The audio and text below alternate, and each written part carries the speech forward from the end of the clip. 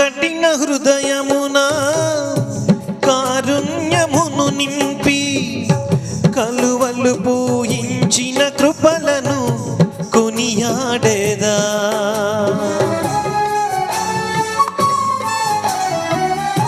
నా కఠిన హృదయమున కారుణ్యమును నింపి కలువలు పూయించిన కృపలను కొనియాడేదా. పాపములు క్షమించి